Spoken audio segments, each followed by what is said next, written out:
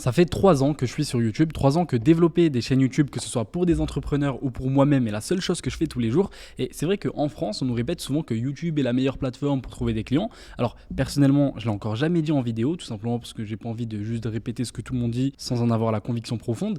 Mais c'est vrai qu'en ce moment, YouTube devient assez what the fuck pour trouver des clients. Mais pas pour les raisons que tout le monde nous répète, notamment le fait que le format long permette de construire plus de confiance. Ça en soi, tu le sais très bien, je le sais très bien, on le sait tous. C'est pas mon objectif de ressasser les mêmes généralités. Donc, dans cette vidéo, on va voir quels sont les vrais changements qu'il y a eu dernièrement sur YouTube, parce que mine de rien, il y a eu des gros changements que tu n'as certainement pas aperçus et qui font que là maintenant, c'est peut-être l'un des meilleurs moments pour se lancer, sans vouloir créer de FOMO. Ensuite, on va voir pourquoi YouTube facilite les vidéos qui t'apportent justement des clients aujourd'hui. Et enfin, on verra comment profiter de cette opportunité et comment se positionner pour être du bon côté de la mise à jour, quoi. La première raison, et on va passer rapidement dessus parce que ça reste une mise à jour technique, jusqu'ici, Instagram battait YouTube sur un point. La possibilité de contacter un prospect qui a interagi avec ton contenu directement en message privé pour le chauffer, donc la phase de setting qui pour le coup est très importante parce que certains prospects ne passent jamais à l'action si on ne vient pas les chauffer. Là oui, je suis d'accord, Instagram bat YouTube. Sauf que YouTube vient discrètement d'introduire les DM sur la plateforme. Il est désormais possible de discuter avec son audience en privé via un système de lien d'invitation. Alors bien sûr, c'est pas des DM open bar comme sur Instagram, bien sûr ça nécessite un consentement des deux parties avant de pouvoir discuter, mais ce qui est certain, c'est que ça ouvre un tas de nouvelles opportunités pour le business sur YouTube. D'ailleurs, si vous avez des questions précises à me poser pour faire grossir votre chaîne, rejoignez ma liste de contacts YouTube privés pour qu'on puisse se DM en direct et qu'on puisse discuter de votre stratégie seul à seul. La deuxième raison, c'est qu'on est en train de se rendre compte que les vidéos YouTube qui convertissent le plus sont aussi celles qui font le plus de vues aujourd'hui. Et je vais vous expliquer pourquoi. En 2016, voici à quoi ressemblait ta page d'accueil YouTube. 6 vidéos par ligne, 5 lignes de haut, tu avais sous les yeux une trentaine de miniatures qui se disputaient toutes pour ton attention en même temps. En 2020, c'est descendu à 4 par ligne, c'était encore beaucoup d'options, toujours aussi chaotique. Et aujourd'hui, on est à 3. On a une rangée de 3 vidéos longues, puis une rangée de shorts, une autre rangée de longues, et ainsi de suite. Donc YouTube sélectionne manuellement un petit nombre de vidéos par utilisateur selon son historique de visionnage. Il ne propose plus 30 options à quelqu'un en espérant qu'il tombe par hasard sur ta vidéo. Donc désormais, quand ta vidéo apparaît dans la page d'accueil d'un utilisateur, elle est beaucoup plus visible. Tu n'as plus cette pression de juste te faire remarquer. Tu as le temps de faire comprendre la narrative de ta vidéo. Et maintenant, tu vas me dire, mais ça n'a aucun rapport avec les entrepreneurs. Si, ça a un lien et je vais faire le lien tout de suite. Si on fait le lien avec le type de miniature qui fonctionne, voici ce qui fonctionnait autrefois lorsque ta miniature avait la taille d'un pixel et qu'elle était en concurrence avec 29 autres miniatures. Tout devait être tape à l'œil juste pour se faire remarquer, mais voici ce qui fonctionne aujourd'hui. Une image authentique et épurée où ton visage est clairement visible, accompagné peut-être d'une petite phrase contre-intuitive ou d'un visuel qui laisse entrevoir une histoire. Donc le tape à l'œil a laissé place au contenu réfléchi et intéressant. Et c'est un cadeau pour les entrepreneurs parce que c'est justement l'intérêt qui attire les clients. Je vous le dis, les gens ne veulent plus regarder des vidéos qui ne leur apportent rien. Et donc, les vidéos qui convertissent le plus sur YouTube, qui sont notamment les vidéos courts, les vidéos résultats clients, les vidéos prise de conscience, les discours posés face caméra, sont exactement ceux qui font le plus de vues et dont les gens raffolent. Le fond et la narrative ont pris le dessus sur le format. Et donc, devinez qui est avantagé quand le fond est plus important que la forme. Devinez qui? Les YouTubeurs? Non, bien évidemment que non. C'est les experts. Bien sûr que tout le monde raffole. Les experts qui partagent leur expérience, ils veulent des humains qui les aident et avec qui ils vont pouvoir connecter émotionnellement. Ce qui nous amène à un point bonus crucial, la surproduction des contenus par l'IA. On voit de plus en plus de vidéos avec des scripts qui puent l'intelligence artificielle. Et spoiler, les gens n'aiment pas du tout ça sur le format long. Beaucoup vendent le rêve de l'agent IA qui gère ta chaîne de A à Z. Alors c'est super d'automatiser, mais est-ce que tu peux automatiser les résultats ?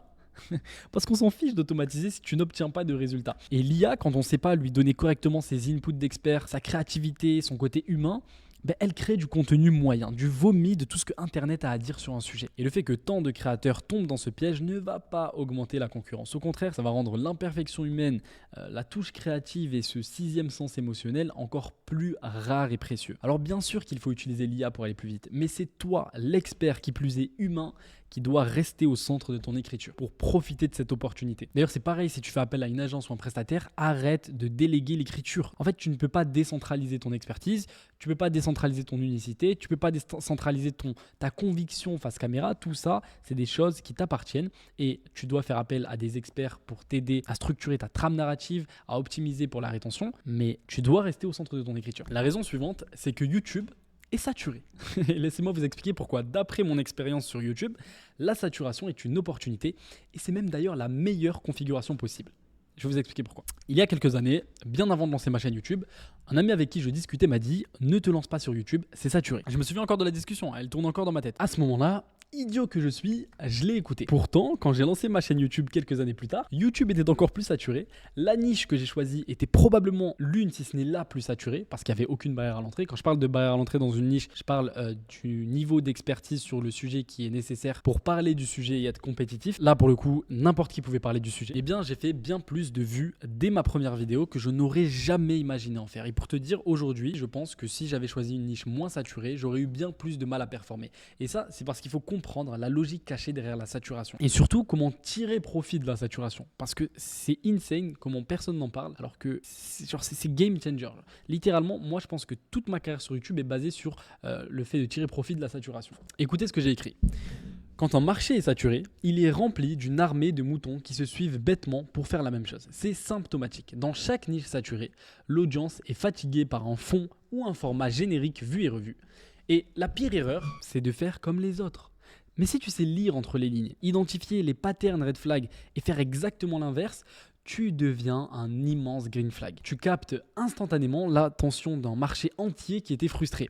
Et plus il y a de gens qui se recopient, qui font la même chose, plus il est facile de briller en étant à contre-courant. Et c'est pour ça que des fois, on voit des chaînes ou des créateurs pop de nulle part et qui explosent, que ce soit des entrepreneurs ou même des créateurs lambda. Là, tu as tous les créateurs qui proposent, on va dire A, une audience qui est frustrée et qui veut B en fait, un créateur qui se positionne et qui propose B, l'audience est satisfaite, il explose et c'est comme ça qu'on voit des succès overnight. C'est-à-dire que le créateur se positionne pile dans un besoin, dans une tendance du marché qu'il a perçue et il explose. La pire erreur que tu puisses faire sur YouTube, c'est créer du contenu générique, ressortir du savoir de base dont tout le monde a déjà conscience, ou approcher les gens avec des angles qu'ils ont déjà vus des milliers de fois. Mais malgré le fait que tout le monde le dise, malgré le fait que ça ne marche pas, les gens continueront à le faire. Les gens n'arrivent pas à lire entre les lignes pour identifier ce qui est trop répétitif afin de se positionner à contre-courant et capter l'attention. Les seuls qui parviennent à se différencier, tout en restant dans les intérêts de leur audience bien sûr,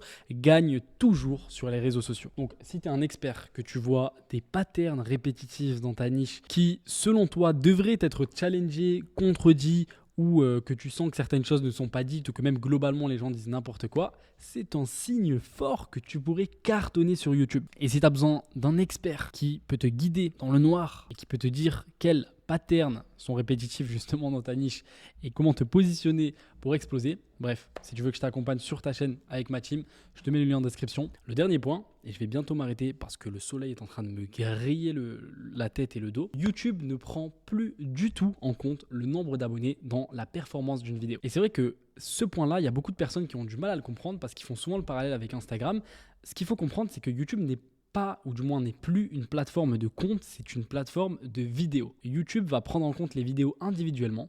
Un créateur avec plus de 300 000 abonnés, ça existe, hein, vous pouvez en trouver plein. Ça arrive qu'il fasse 5000 vues sur sa vidéo. Alors que sur Instagram, un créateur qui a plus de 300 000 abonnés, le fait qu'il ait énormément d'abonnés, ça va tout le temps lui garantir un certain nombre de vues par vidéo. Aujourd'hui, c'est plus le cas sur YouTube. Sur YouTube, tu peux avoir 1 million d'abonnés et avoir une vidéo qui bide complètement. Bien sûr que tu as des super fans des fois sur certaines chaînes qui vont tout le temps regarder la vidéo et du coup tu vas avoir une baseline, mais ça c'est très rare. Et en réalité pour les entrepreneurs c'est super avantageux parce que ça veut dire que le fait que tu aies aucun abonné aujourd'hui ou le fait que tu aies 1000 abonnés ou 10 000 abonnés, ça ne change absolument rien. Aujourd'hui moi-même je peux poster une vidéo et totalement bider, ok ? Donc là, là, je suis en train de poster cette vidéo, elle va peut-être exploser et faire des milliers de vues, ou alors elle va bider. Mais c'est ça le jeu de YouTube. C'est que chaque vidéo est un nouvel essai et qui va potentiellement toucher l'ensemble de ta niche. Si tu as envie de savoir comment faire exploser ta chaîne et tes ventes de A à Z, étape par étape, j'ai tout documenté dans cette vidéo, ou ça, je sais pas, que tu peux aller voir. Tchuss!